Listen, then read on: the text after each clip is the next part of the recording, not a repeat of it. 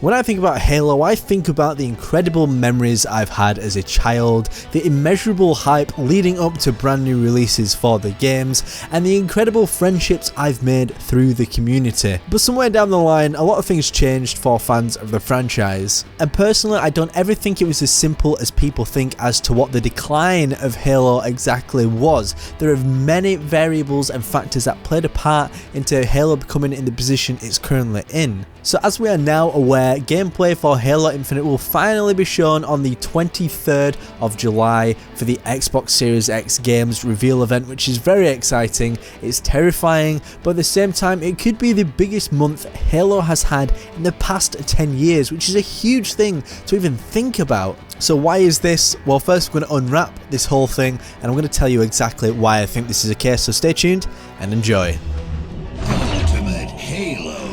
Hey up lads and lasses, Fletch here from Ultimate Halo, and please support the channel by leaving a like and importantly sharing, because 79% of you who've watched my videos in the past 28 days are not subscribed, so make sure you stick around for more Halo Infinite videos and hit that button to keep in the loop. Now what I like to do on my channel is set the scene for my videos, because I feel it's important to do it so we know why I'm making the premise of the video, and just for those of you who may be new to the franchise, have a little bit of context as to what's going on. And this video is going to be no exception, because Halo has had some real ups and downs over the past decade.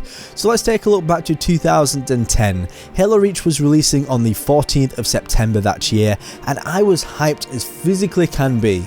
Halo Reach was one of those games I was excited to see a different spin on the Spartans. I loved Invasion from the beta, and the Forge mode was looking absolutely insane. But what I'm sure a lot of you remember is that Halo Reach was Bungie's last ever Halo game before departing to Activision and starting Destiny, and we all know how that went. I mean, just watch Hidden Xperia's latest interview with Marty O'Donnell. Doesn't sound very good. But in doing this, Bungie did change a lot of things due to both market trends and then wanting to have one last hurrah for the franchise. In doing this, they added features such as sprint and jetpack to armor abilities. They changed the gameplay of the formula drastically, which negatively affected the esports competitive scene, and we did see that some were still persistent on playing Halo 3 because people believed that was the true Halo gameplay formula, but we're not going to get too much into that right now. Then the creative side of the community, with things such as Machinima, Forge, screenshotters, etc. They were loving all of the new tools that were at their disposal, and I can feel on a whole people were very happy about the campaign, or at least I was personally. Despite anybody's opinion, it definitely was a last big send-off for Bungie and Halo as a pair, but it did start something that would have longer term impacts on the franchise as a whole, that 343 would kind of roll with, and I personally think that they took a heat for what wasn't necessarily their fault. And in comes Halo 4. Yes, Halo 4 was another Halo game which I was very excited for, can you guess? I don't remember feeling too concerned at the time that it was from a new developer, and I enjoyed some of the new art and weapons despite it not being strictly faithful to the original Bungie games as they went with their own vision. Personally, I was quite pleased with the game overall, and I did have a lot of fun, but I did notice that I didn't play this game for as long as I might have done with previous Halo games because it was severely lacking in replayability for the campaign, but I will give it that the story was absolutely excellent. I enjoyed the multiplayer and the Forge, but there were things that 343 nailed down on that they ended up taking a lot of heat for. Sprint was now a core ability which did upset a lot of people at the time. He still had loadouts from Halo Reach and a lot of the armor abilities, but it was evident that the fans were getting frustrated and they were not very happy at the time. The esports scene never really recovered fully, and they were unhappy about the changes like a lot of fans were, and they thought it was a lot like Call of Duty. Even though 343 did eventually try to backfoot and negate some of these changes, it was already too late as fans lost a lot of interest, and then going into the next generation of consoles, 343 were already on the back foot to a certain extent. Now, I do know that a lot of that sounded quite negative, and I personally hold Halo 4 in very high regard. Much like any other Halo game though, it does have its issues, but as we said goodbye to the Xbox 360, the Xbox One was soon upon us, unleashing a new generation of gaming.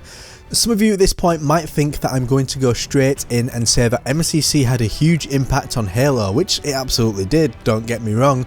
We'll talk about that in a moment though, because what is synonymous with Halo?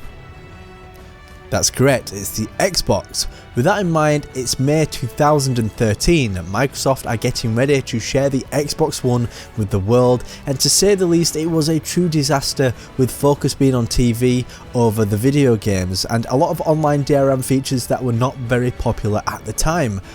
A lot of decisions were soon then U-turned on, but the damage was already done. But Xbox couldn't really get their foot back on the ladder for a long time and lost a lot of market share. Then MCC launched in late 2014 and fans were furious at the state of the game, and rightly so, because even though my experience wasn't as bad as many other people's because I didn't play as much online at that very moment in time, I did experience plenty of issues that were quite unacceptable, and a lot of fans got to the point where they were just ready to give up on the franchise. I'd say most at this point were willing to give 343 a second chance and hope that Halo 5 delivered. Halo 5 had a lot of strengths and a lot of weaknesses, but there's absolutely no doubt that there were some serious missteps along the way in terms of the narrative, the missions, and in some areas the gameplay.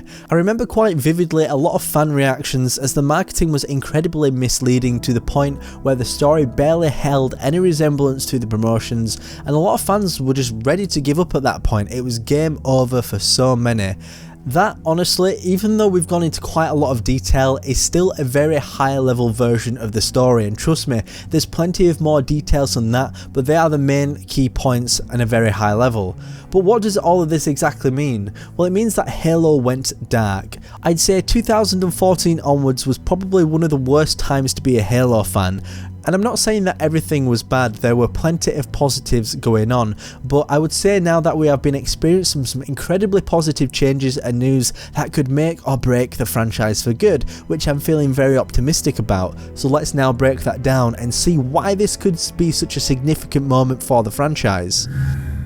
First of all, the Master Chief Collection on the PC has slowly been getting released, and whilst the release of Halo 2 was admittedly a little bit rocky, on the whole I think it has been great, and for the first time in history in Halo, on the 14th of July we can now finish the fight on PC, as Halo 3 will be getting its first ever PC release.